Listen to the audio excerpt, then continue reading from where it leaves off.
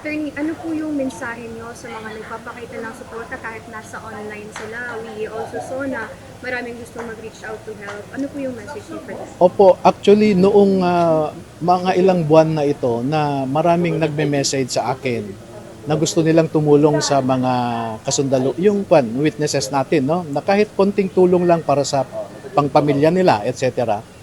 At matagal din naming ni-refuse yung mga ganun na alok. Pero nung nagkaroon ng warrants of arrest ang mga sundalo, nag-reach out sa akin ang ilang mga Facebook friends ko na attorney, ang daming nagko-communicate sa amin na gusto nilang tumulong.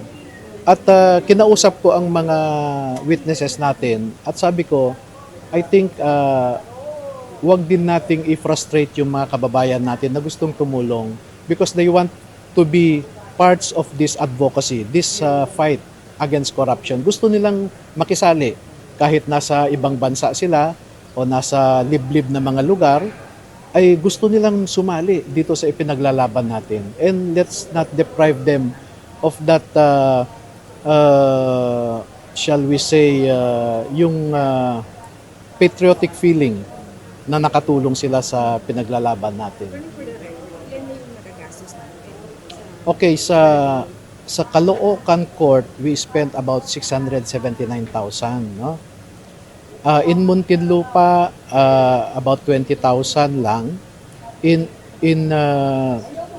San Juan, 140,000, excluding yung mga ibang fees, no, yung JDF, etc., no, research fund, etc. But dito ang malaki. So it's 1 million mahigit, no? 1,030,000 plus. For this court alone.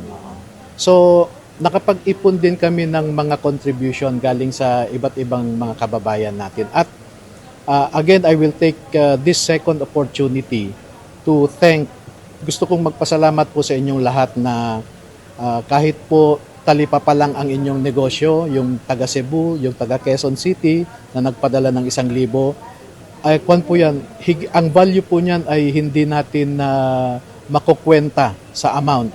Ang value po niyan ay dahil nanggaling po sa inyong puso, no?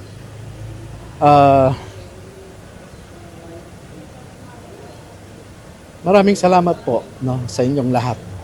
Yung mga kababayan natin na nasa ibang bansa na ipapadala sana ninyo yan sa inyong mga pamilya na nandito sa Pilipinas na kaya kayo nag-abroad ay para maiangat din ang buhay ng inyong pamilya.